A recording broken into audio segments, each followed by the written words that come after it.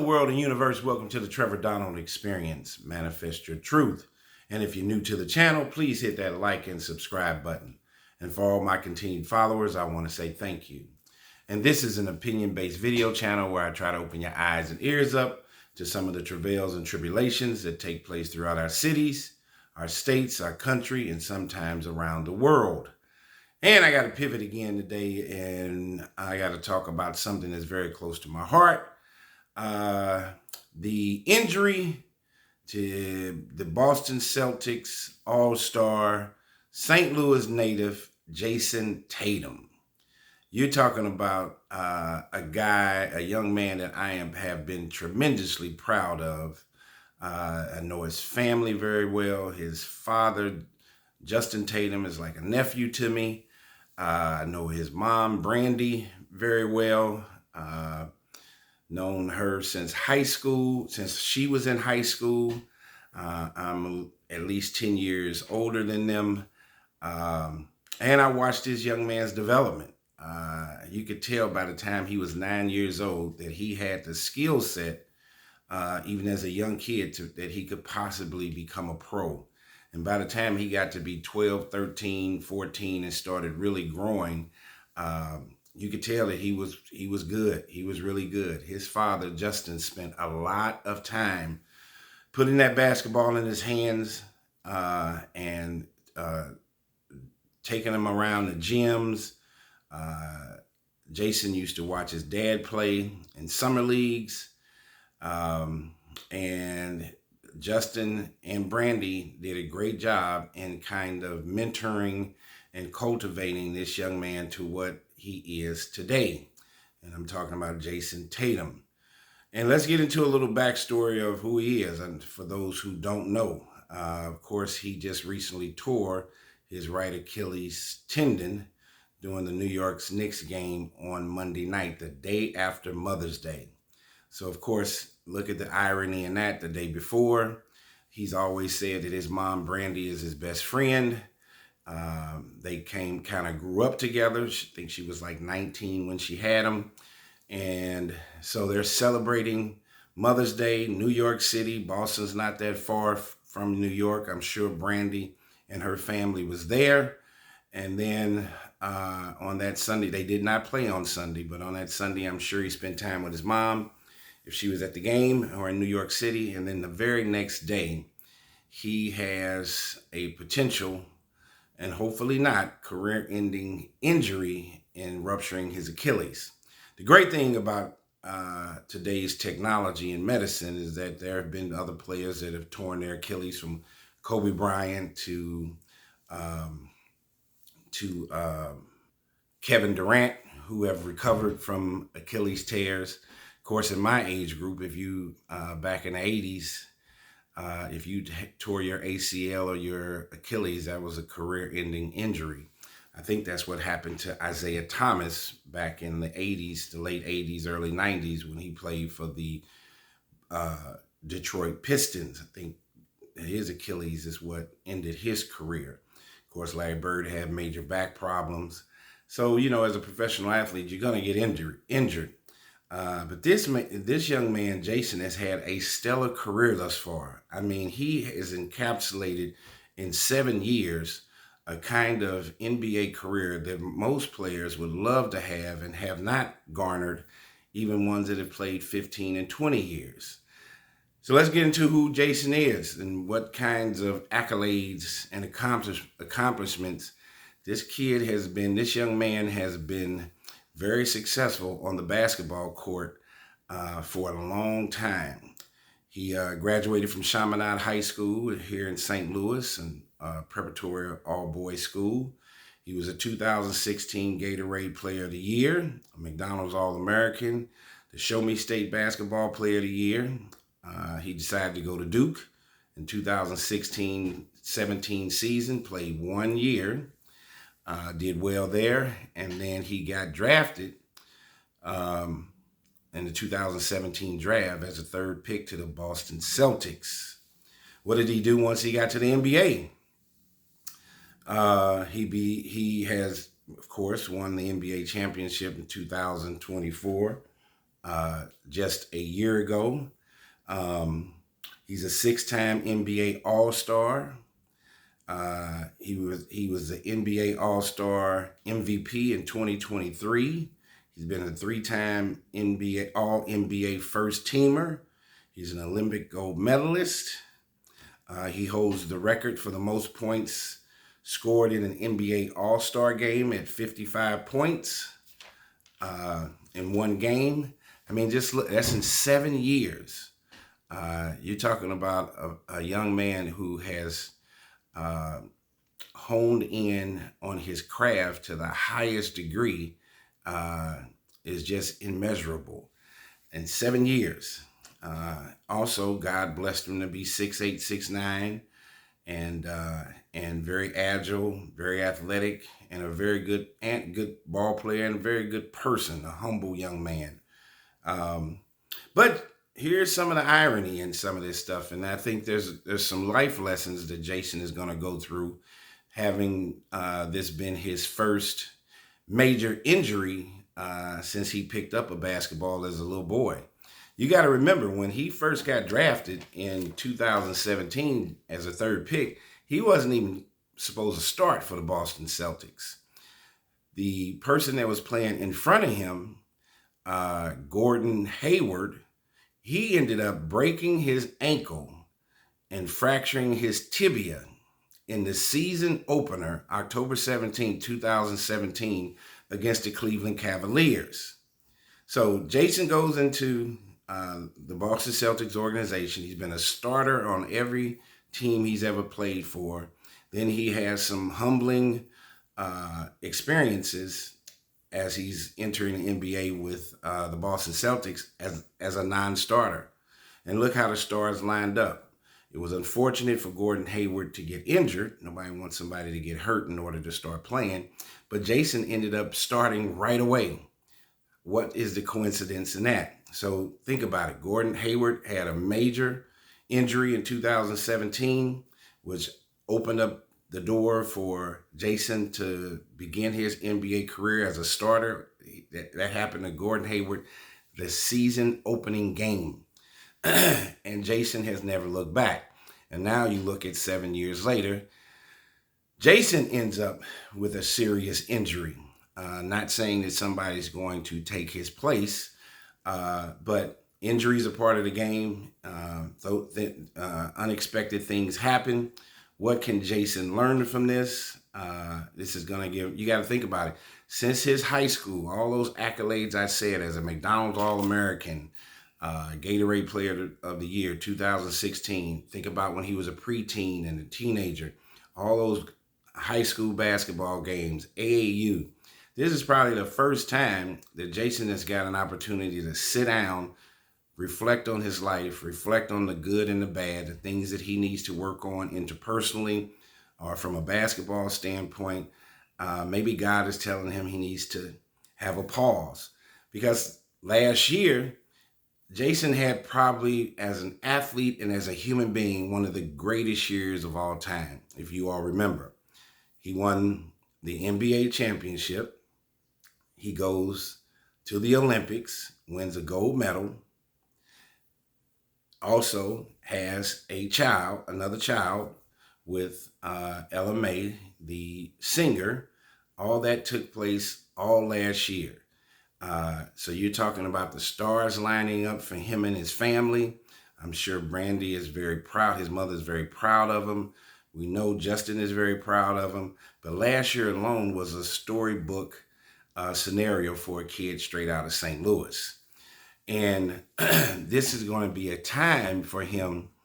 How much time has he spent with his family? You know, he's got a big endorsement deal with Michael Jordan's brand, the Jordan brand shoe line under Nike. So he has to do extensive traveling in the summertime.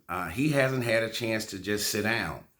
And this Achilles injury is going to take at least a year for him to get through and give his body a rest. So not only has he been running a fast pace physically, but of course he's been running a fast pace mentally.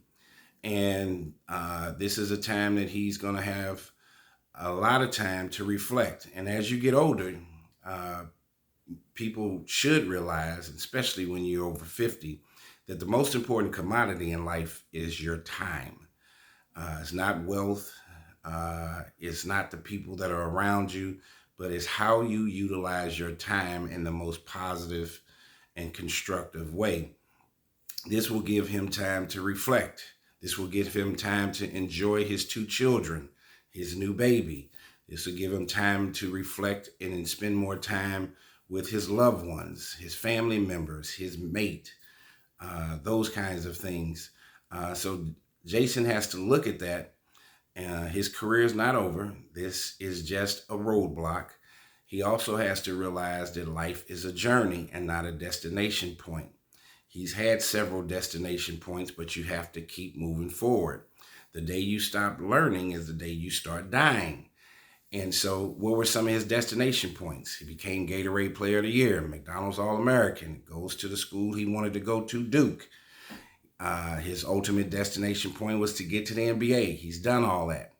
But that's not where the story ends. Every one of those destination points that he's achieved, now you have to keep moving forward and then jump the next hurdle. And unfortunately, this is probably the biggest hurdle that he has had to deal with in his life. And he will come back with the appropriate rehabilitation and training. Evidently, he just had surgery yesterday. But this is definitely time to be prayerful and to reflect.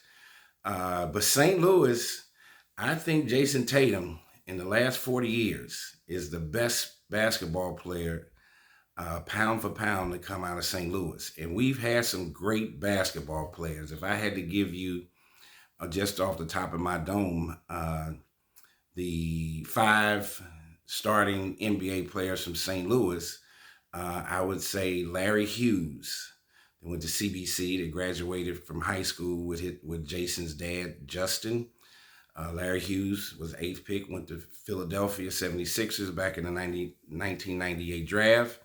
I would put Bradley Beal, who went to Chaminade right before Jayson attended Chaminade. Jayson was in the middle school at Chaminade when Bradley Beal was in the high school. I would put Jayson Tatum in that slot. Now, there's no particular order as one of the as in that top 5 St. Louis All-Star class. So you got Larry Hughes, Bradley Beal, Jayson Tatum. I would put Jahidi White, who played at Georgetown with Allen Iverson, in that group. And my 5th person I would put would be David Lee. For those who remember, who went to the University of Florida and played 13 years in the NBA for the New York Knicks and the Golden State Warriors. So you got one high school right here in St. Louis that has garnered 3 pros: Bradley Beal, David Lee, and Jayson Tatum, as we currently speak. And St. Louis is doing a very good job to be a semi-small city, a mid-sized city, to develop all of these pros. And of course, there's been innumerable amount of folks that have gone on to the NFL. But Jayson should recover and do well. This is, like I said, Boston. I don't think Boston's going to beat the New York Knicks. Jayson Tatum is the anchor and the nucleus of that team. We're going to have to see the hearts of the Jaylen Browns and the Derek Whites, Porzingis, Al Horford. Those guys are going to have to step up and see, is this pay for play? And are they worth all the millions that they are getting just because you lost your main anchor in this series? What's going to happen to Boston next year? Because Jayson's going to be out for at least a year. I would not try to make a quick recovery and come back too soon. Jayson has made over $500 million in NBA contracts. So the Boston Celtics need to nurture and make sure that this situation with his healing process goes slowly and is completed before Jayson gets back on the court. But this is a sad day. St. Louisans that love sports did not want to see this. It hurt me so bad, I don't even want to see the rest of the New York Knicks and Boston series, even though I'm going to watch it. Jayson is a person. Jayson Tatum is one of those athletes that puts butts in the seats and eyeballs to the television. And it's an unfortunate situation, not only for the Boston Celtics and the fans, but for the NBA. He's a top 5 player in the NBA. When you're talking about who are some of the top 5 and 10 players that are going to move the NBA forward, as LeBron James and Steph Curry are getting older, Kyrie Irving getting older, Kevin Durant getting older, you're talking about people like Jayson Tatum. You're talking about people. You're talking about New York Knicks, Jalen Brunson. You're talking about Jaylen Brown from the Boston Celtics. You're talking about Anthony Edwards with the Minnesota Timberwolves. You're talking about the young man. We're talking about Banchero for the Orlando Magic, who also went to Duke for 1 year and was the #1 draft pick in his draft class. Anthony Edwards was the #1 pick out of the University of Georgia in his draft class. So you got a good, nice plethora of young athletes that are going to take the NBA to the next level, and Jayson Tatum is one of it. So not only is Boston Celtics hurt and wants this rehab to go correct, fans want his rehab to go correct and slow process, but the NBA does too. Jayson Tatum is a young man that puts butts in the seats and eyeballs glued to the television. So rehab slow, Jayson. Pick up some books, read them, throw out more hugs to your family, to your loved ones, to your children. This is a time for reflection. Evidently, the stratosphere, the spiritual nature of how life works, something is saying that you need to relax and sit down for a minute. That's the way you should look at it. This is not career ending. This is going to be a testament to your strength and your fortitude, and the same way that you had developed yourself into becoming a pro through hard work and dedication, and keeping chaos and disruption out of your life. You need to do the same thing for your rehab. And here again, this is time for reflection. This is time to heighten and mature certain aspects, other aspects of your life. And this should make you even a more well-rounded person than you were before the injury. And guess what? Everybody loves a comeback. Muhammad Ali lost the heavyweight championship multiple times. He was the first 3-time heavyweight champion. And I think the thing that separates Muhammad Ali from everybody else is that he never gave up, and he was the king of the comeback. So this would be the king of the comeback for Jayson Tatum. And I think Boston will be fine. They may not end up winning and surpassing the Knicks in this series, but life is a journey. They got next year. If Jayson is out for the whole year, just take your time with the rehab. And when it's time to get back on the court, show up and show out. Tell me what you think. This has been the Trevor Donald Experience. Manifest your truth.